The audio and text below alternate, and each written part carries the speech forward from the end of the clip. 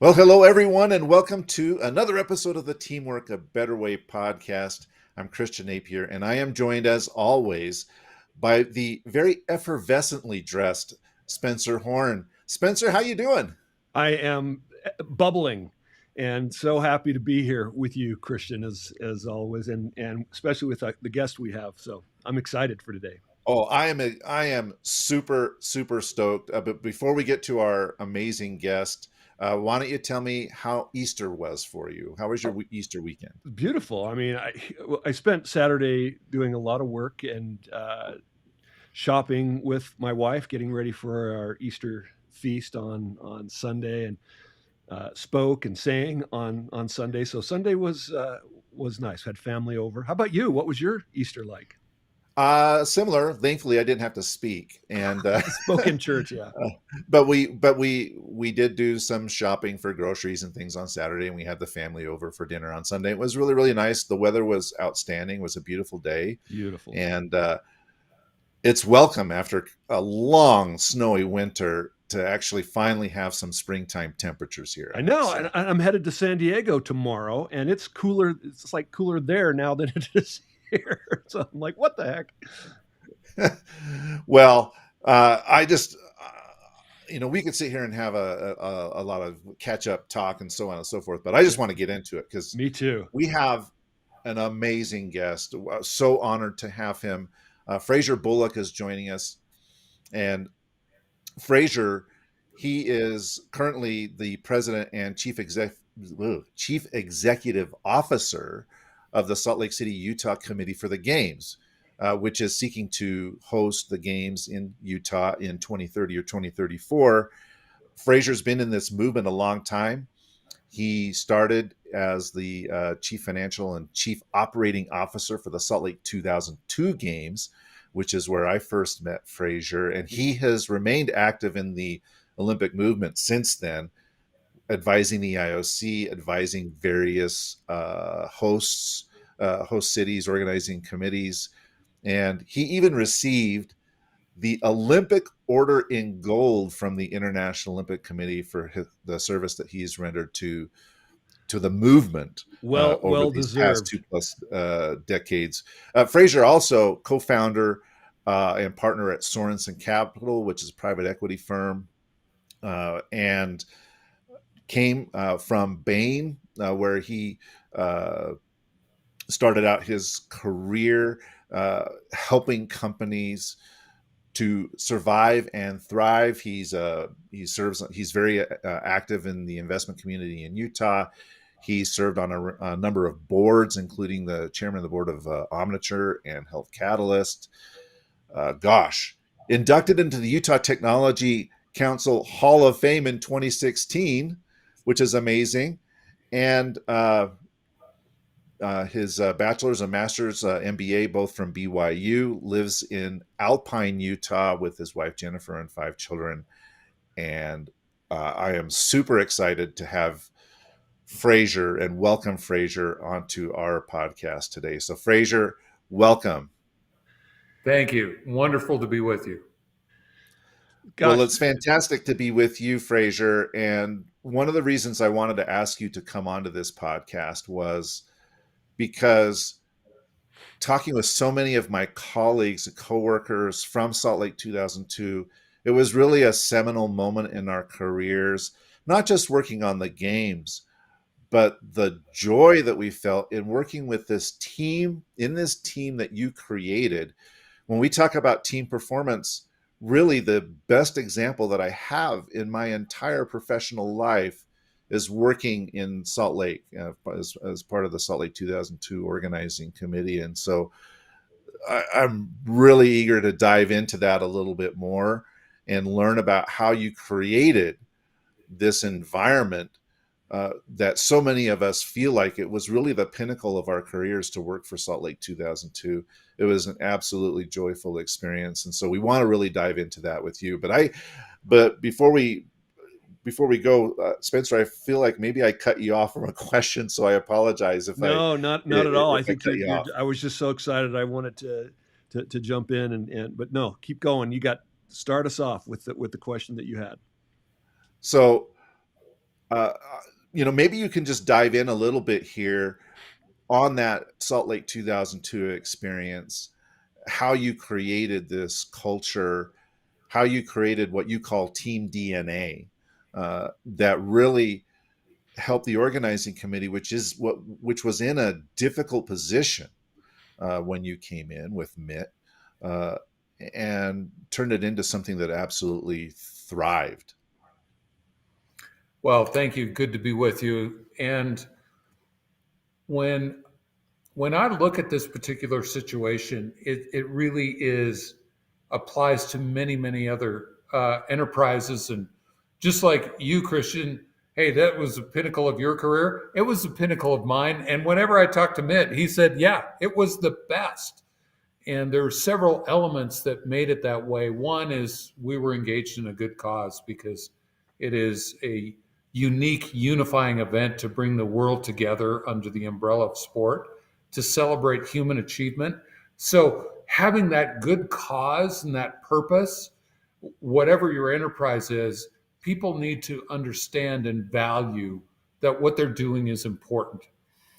But when we walked into that situation in early 1999, it was a pretty dark place.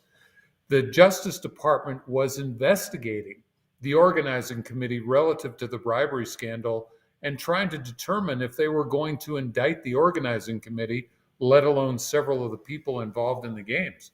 It was a frightening place to be, and it was assaulted by the media on a daily basis, where the media was looking for stories.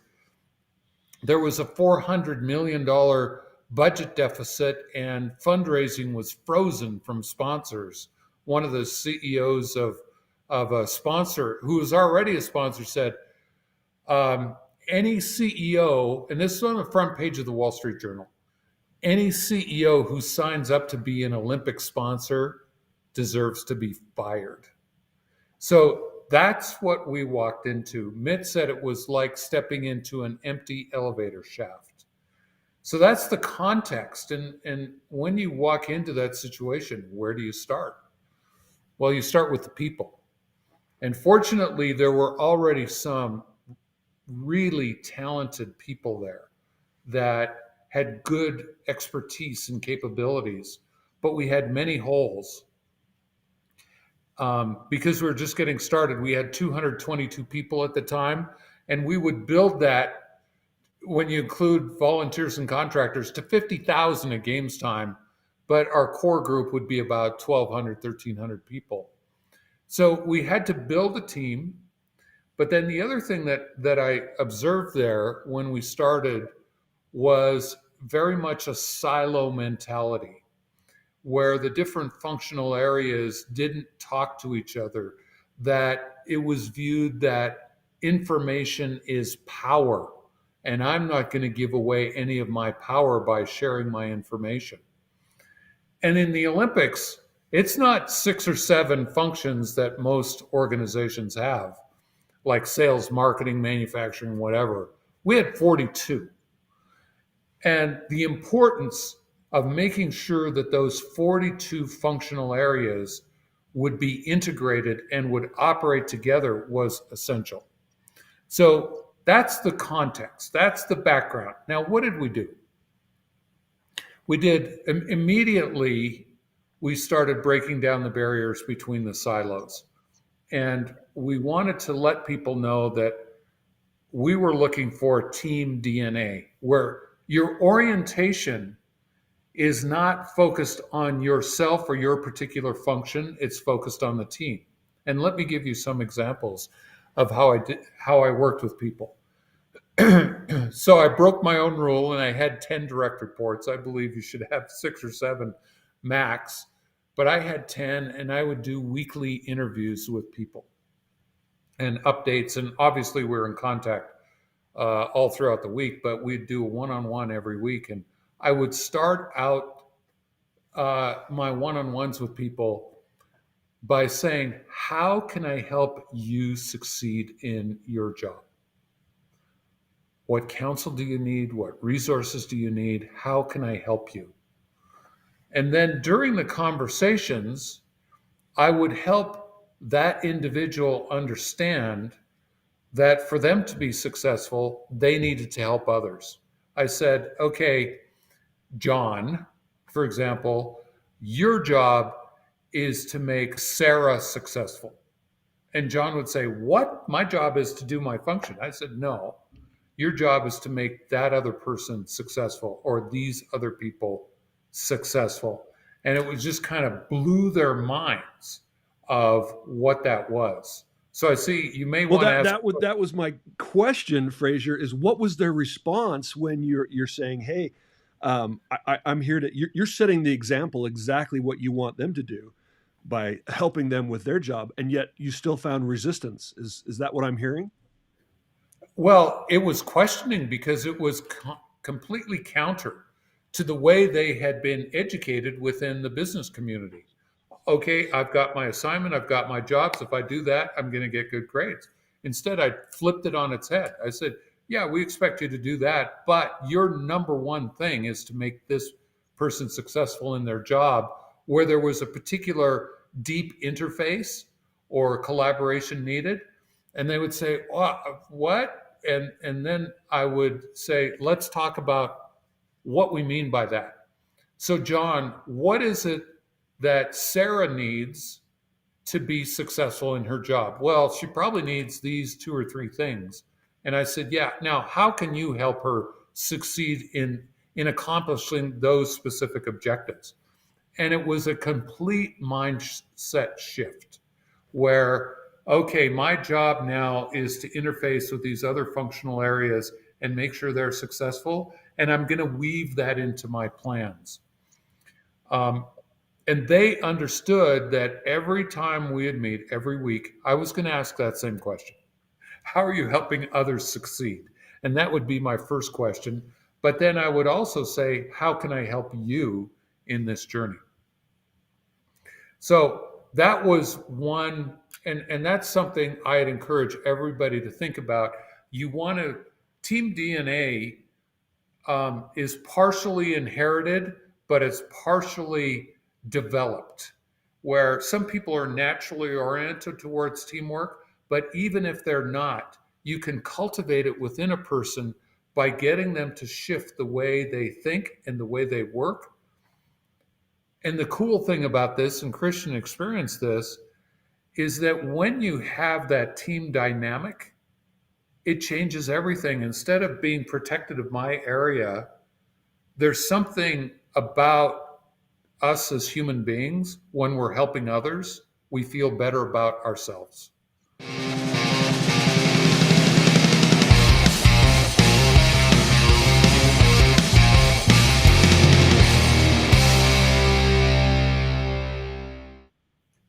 There it is. Cut you off, Fraser. I apologize for that, but it's so true. I have a client that is a CEO of a company here in Utah that is focusing on doing exactly what you just talked about. He's so caught up in the task, the day-to-day job, that he wants to be able to spend more time with his direct reports because that's where he's fulfilled, but that's where he also perceives is the value to the future growth of the organization. But so few people really see that. I mean, I work with teams all the time, Fraser, and there's an organization I work with called Team Coaching International out of Sausalito, and for 30 years they've been assessing teams worldwide, and less than 12% of teams are high performing. And I think part of the challenge is one of the things that you just talked about. We get that we need to spend time with our direct reports, but yet so many people are opposed or look at meetings as anathema. And you're with 10 direct reports, you're meeting with them every week. How long did you do that? And how much time did that take? And then for those who are listening all over the world, what's the payoff? Well, and it was an hour or more each week, but during that time, it was also coaching because people would come in to me and they would ask a question. Before they even finished half of their question, I knew what the question was, I knew what the three alternatives were, and I knew what the best answer was. But how did I answer their question? rather than imposing my opinion, I would say, well, what do you think? Because I'm training them to make decisions. Because when games time comes, everybody has to be able to be really good at decision making. And so they would say, well, I think these are the three alternatives. And then I'd kind of coach them and walk them through it. I'd do it by asking questions. Well, have you thought about this? Have you thought about that? Have you thought about the impact on this person? When I knew the right answer right off the bat, I would coach them through it so that over time, they became more and more confident in their abilities to think through alternatives, how they would impact other functional areas and other people, and be able to optimize the selection of what path to go down. So I viewed these sessions, and that's just one example. These were coaching sessions and how I would develop and grow the people. And the other element of that, it was also a personal relationship that wasn't just fabricated. People knew that, and I do this today. I love to help people, and it's not just in their jobs. One of the things I'm really well connected to is the medical community, and everybody has family members or friends that have medical problems, and they know they can come to me. And so my team knows they can come to me with no matter what problem it is. I'm there, and I'm there beside them, and I'm helping them go through a journey of health issues or financial issues or other issues where I can be of assistance to them. And that is, in my mind, a definition of a holistic relationship that is really team DNA. It's about the person, it's not about their job. Now, I have a couple of other things that we did that I would like to add in terms of this process of building team DNA. The first one is that we were very careful about ensuring that we had top level talent. That I scoured the world to find people that not only had team DNA but had exceptional talent. Because when you're building a team, if you have weak talent around the table, then you're going to have weaknesses, and you have to spend more time shoring up those weaknesses than you're able to push the company forward. So I made sure that in each functional area out of the 42, we had somebody with prior games experience that was really talented, that knew what he or she was doing to be able to propel us forward to success. So choosing world-class talent, finding that world-class talent that you can then develop into team DNA is well worth the investment. The people you hire and the people you develop are the foundation of the success of any organization.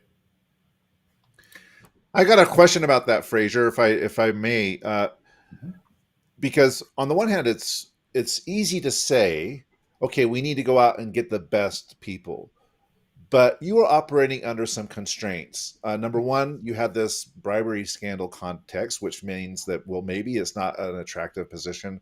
Number two, by its very nature, this is a temporary job. You may work it for a couple of years, and then the games are over, and then people have to go find another job. Why would I give up a promising career with, company X to come over for a short-term engagement with the Olympic Committee? And number three, as you mentioned, the budget was not overflowing, and so you couldn't pay people necessarily the absolute top of the line salary. So how did you overcome those challenges and still be able to bring really talented individuals into the organization? That's a fabulous question, because the only guarantee I could give people is that they were going to get fired along with me and everybody else in 2000 after the 2002 games. And that's a hard one, because people they have to interrupt their careers, and is it worth it? What we found is, number one is the Olympic movement is very special, and people want to be affiliated with something special that has meaning, that has purpose. And that can be in a regular corporation as well, as long as the purpose is clear and the opportunity to contribute to that purpose is meaningful. So we had that going for us. The Olympics is just it's a magnet. The other thing is that the people understood that the environment that they were coming into after we had some time, like Mitt and I, when we first got there, and by the way, Mitt's the real deal. He is such a great leader, and he brought humor, he brought focus, and he was very strong. And so people were also attracted to working with Mitt. So having that iconic leader there is helpful to attracting people. But the word started getting out that this is really an exceptional place to live or to work.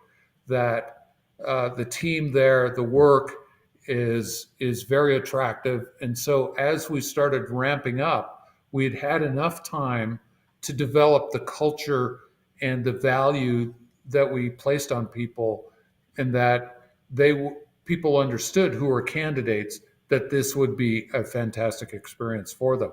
But it took a little while to get there. So as we selected these people, brought them in, taught the team DNA, started doing a lot of cross-functional training and activity and development. The other thing that happens in an organization that can be problematic and get in the way of team DNA, particularly in an organization with 42 functional areas, is decision making. In most organizations, this is fuzzy. Who can make what decision when? And when you've got an organization that's literally got we had 37,000 milestones that we documented that we had to go through to put on our games, and virtually every one of them had a bunch of decisions that had to be made. How do you set up an organization where, and I'll give you one example where there's not the frustration of a lack of decision making. So I went to a games, I won't name which one, this was after our games, and I saw one of our former employees, and she was there, and we were reminiscing, and this was before the game started, and I asked her, how was your experience of working with this organizing committee compared to 2002? She said, well, 2002 was an absolute dream. Here, it is so frustrating because we can't get any decisions made. And it's like there's this balloon that has helium in it, and we let it go hoping that a decision will get made, and it just floats away and we never see it again. And that can be very frustrating to organizations where there's a lack of clarity around decision making.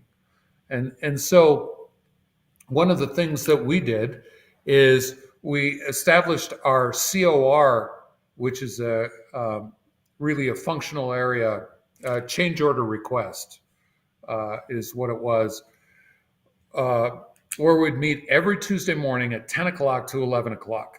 And if people needed a decision made, we would make it there 95% of the time. The 5% would probably be the next week because we needed more data. And people knew that they could come to that meeting and get a decision made, but they had to prep for that meeting. They had to invite the affected people of that potential decision. They had to do their homework and present the data and have the data ready that we could all review before the meeting. And so we would go into that meeting and we might have 10 decisions that needed to be made, but we had all the data, all the information. And so what could typically be a logjam in many organizations ended up being an opportunity to say, no, we've got a decision, let's go.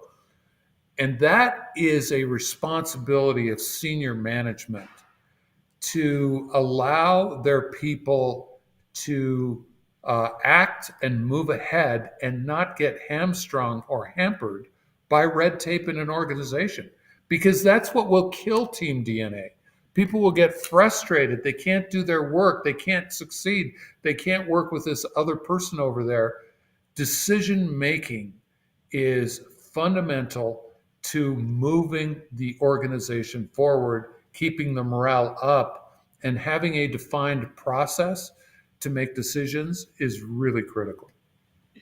So important, Fraser, and I mean, I love that you talk about it, and it sounds you say it's fundamental, yet, and I'm sure the people that were on part of this other games were very smart. Why then, in your opinion, just from your experience, do some teams struggle with letting go of some authority so people can create some, their own initiative and then bring that to a deciding board, if you will? How do you do that? How do you get out of your own way? What is the problem that some people are holding on to that power and authority? And second, was there anything other than data and information that I imagine with 37,000 milestones, you had a lot of decisions that had to happen. But and I imagine that some people were pretty good at getting their points across.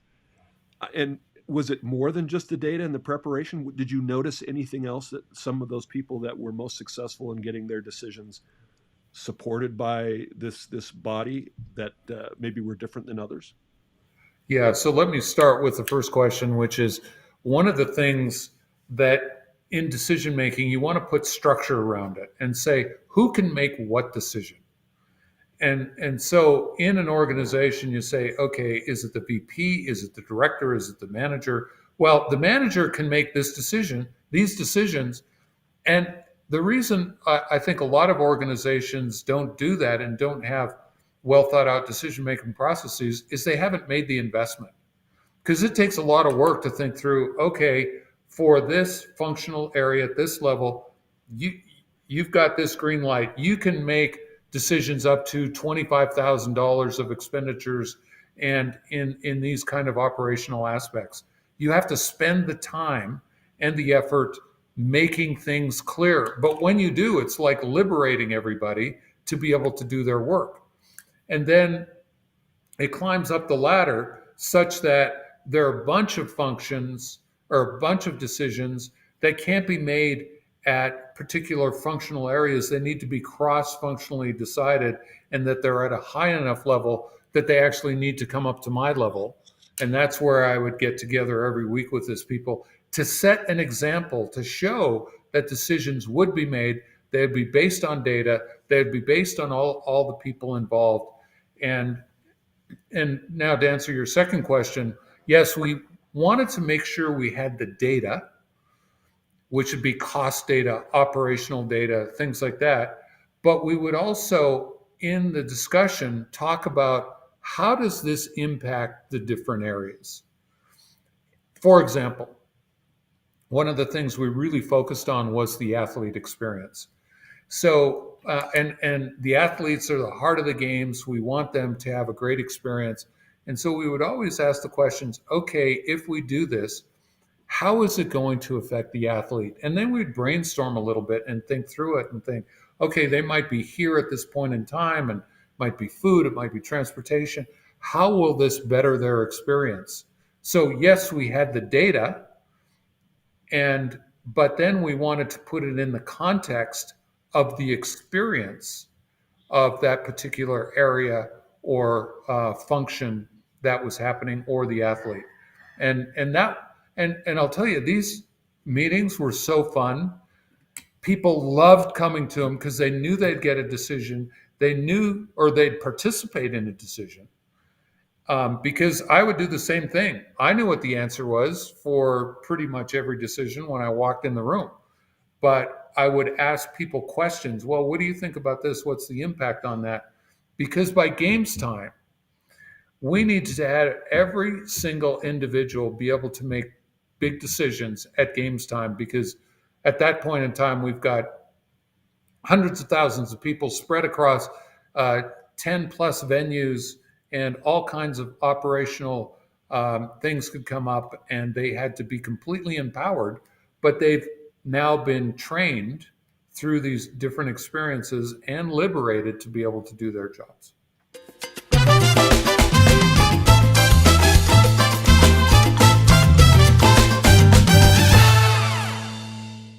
Christian, I love the fact that people are liberated to do their jobs, because so often they are literally handcuffed.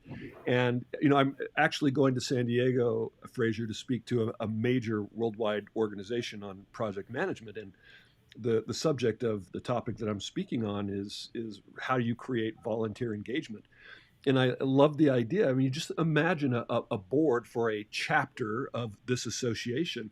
If every decision they made was, how does this impact our members' experience? How does it impact their experience? And think about when we're thinking about what's in the best interest of the games or the projects, and we're not making decisions about us. It's one of the very first things that you said is that it can't be, the team DNA can't be about me. It has to be about the team. And in this case, you're pointing those decisions to a greater cause. People feel good about that. People want to know what they do matters, and that the impact that they're making is making the world a better place. And that's fun. And I love that you pointed that out. And those meetings could be fun, because when I first heard that, I'm like, every Tuesday, man, I'd rather stick a pencil in my eye. But people were actually looking forward to that, and I absolutely love that. I just wanted to highlight that, and congratulations. That's the way it should be. Liberate your people. Exactly. Hey, I want to take off on what you just said, which is it should be fun, and I know that's been something that you've talked about a lot. It's an element that you identified in advance of this meeting as we were talking about different topics, and it's enjoy the journey. And so an Olympic Games can be a very high pressure environment. It's high stakes. It's very visible. The deadline is immovable. You can't tell the IOC, well, can we just do the games in 2003 because we're not ready? I mean, that doesn't happen. So that can be a very high pressure, challenging environment. So how do you turn around and actually make it fun for people, make it enjoyable, so that like I've said before, we all come away from it thinking, gosh, that was the coolest thing I ever did in my life. That was so enjoyable. It was so fun. It was hard. I worked like 90 days in a row, but it was so fun. It was super enjoyable. So how do you get people to actually enjoy the journey, particularly in a very, very high pressure, high stakes environment? Fabulous question. So several ways. Number one, people want to be part of a winner. And if you have the team and team DNA such that, and the planning is meticulous, which ours was, we knew we were going to succeed. People love being part of a winning team. I was asked by the IOC to visit another organizing committee a little less than a year out before the games. And I went, and this is an international travel, and I interviewed people there because they're in trouble. They knew they were going to fail, and it was like going into a depressed organization. I couldn't believe it. Nobody wanted to be there. It was horrific. Whereas we knew that we were ready. We knew that we were going to put on something exceptional for the world. And when you have that underlying feeling of confidence and success, that spreads to everything else. So that's one element. You've got to have capability and success. The second thing that we did to have fun is one of the, and I got this advice early on because I thought, oh man, this is going to be 3 years of hard work and I'm just going to be a slave, blah, blah, blah. But one of the people who was on our coordination commission from the IOC from Calgary, Roger Jackson, pulled me aside. He was involved in the 88 games in Calgary and said, you want to enjoy this journey. And that stuck with me. And so whenever we would have, typically we would go to events on weekends, that sport events, because that was part of our job description. I would take family members with me. I would take friends with me, and we would just go enjoy it. And members of our team would go. I had 3 of my daughters become volunteers for the games. I bought tickets for my family to come to various events. I kept a journal. I wanted my family to be engaged and involved in this journey, and it's a long journey. But the other way to make sure that it's enjoyable is that there is not this incredible pressure. Pressure is many times self-imposed by a lack of preparation. and a lack of detailed planning and development. When you have great people doing great planning, putting all the pieces together, it makes the job so much easier and more enjoyable. So, by virtue of the great planning and the great people, we were able to kind of take some pressure off and be able to enjoy that experience. But along the way, it was very special to enjoy the experiences that were there. And one of the things that I did that I was encouraged to do in December before our games was to go on the torch relay. And I thought, I can't leave in December when our games are in February to go on the torch relay. But it was part of our games. I went, and it was the experience of a lifetime. I'll never forget. And this was in Washington, D.C. with President Bush and Liz Glick, whose husband was lost in 9/11 just before our games. I'll never forget being on a ferry at night with the spouses of 15 lost firefighters in 9/11. All the wives were there, and we were on a ferry going past the Statue of Liberty, and we passed the torch to each other, and Mitt led a song of God Bless America. And this was right after 9/11. And you could see the tears just flowing from the spouses of these wives who had lost their husbands in the Twin Towers. And it's a visualization I'll never forget. So enjoy the journey. Take the time out to experience what you're doing such that you can create those special times and special moments.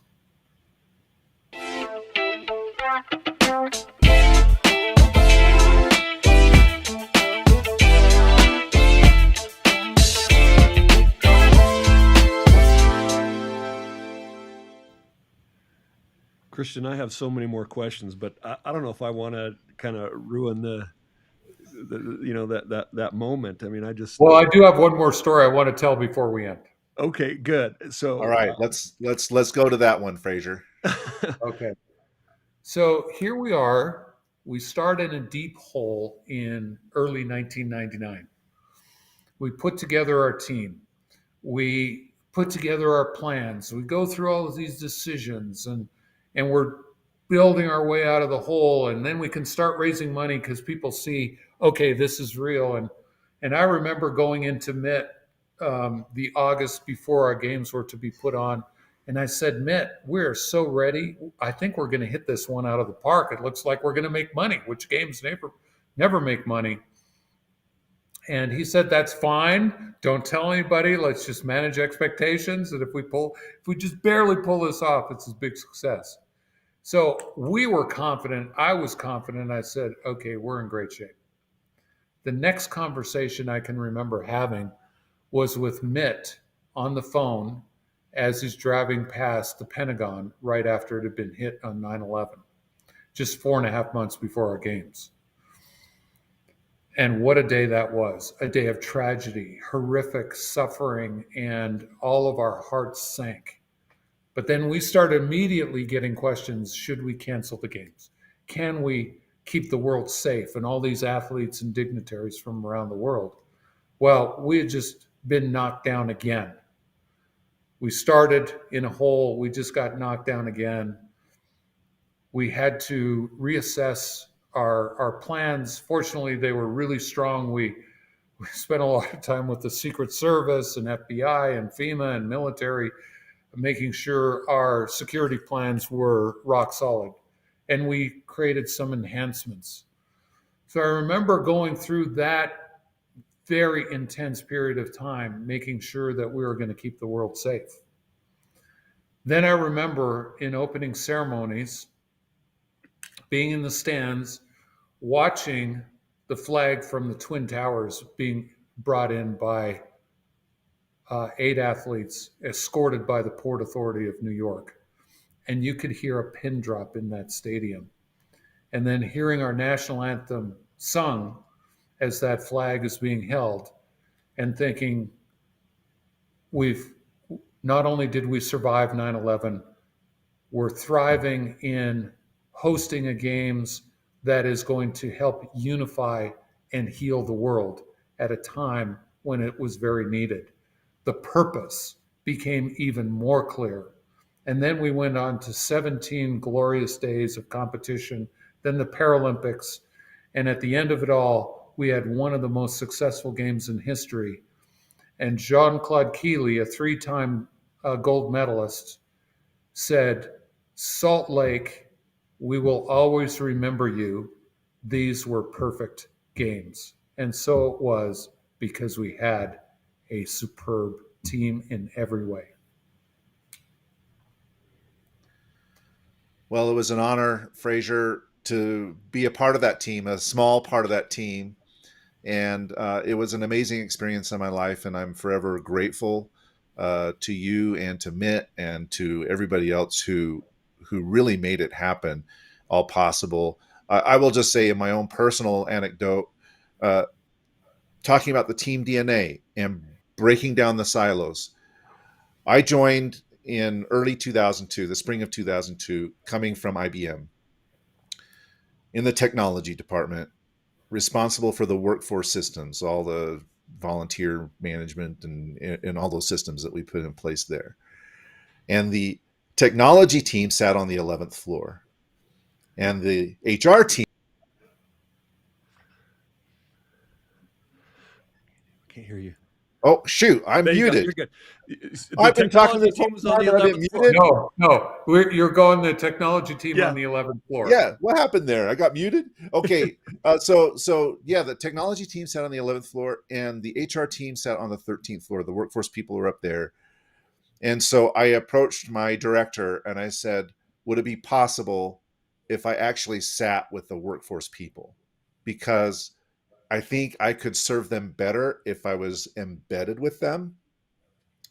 And they said, "Sure, go up there." So I moved my office. I moved from my cubicle on the 11th floor to the 13th floor so that I could be in a better position to help them. And that's the kind of that's the kind of organization it was. It was not a problem. Nobody there was like, "Well, no, you can't do that because you're part of the technology department. You're not part of the workforce team or the HR team." But they let me move up there, and ended up being a fantastic experience. And so once again, thank you so much, Fraser, for taking time out of your extremely busy schedule to enlighten us on how, and just give us a small introduction on how to build a really successful team. I really appreciate you coming on and taking the time. If people have more questions about that, if they want to learn more about how you help not only build that team in Salt Lake, but you've helped other organizations develop their teams, and if they want to reach out to you, is there a preferred way that you would like them to contact you? Through you, Christian. All right. You can reach out to me then. Fraser, and you can reach out to me on LinkedIn. Just look up Christian Napier on LinkedIn. You can find me there. Spencer, you've helped teams around the world as well, and you do such fantastic work. We've known each other for almost 20 years now. If people want to learn more about how you could potentially help them develop a high-performing team, what's the best way for them to reach out and contact you?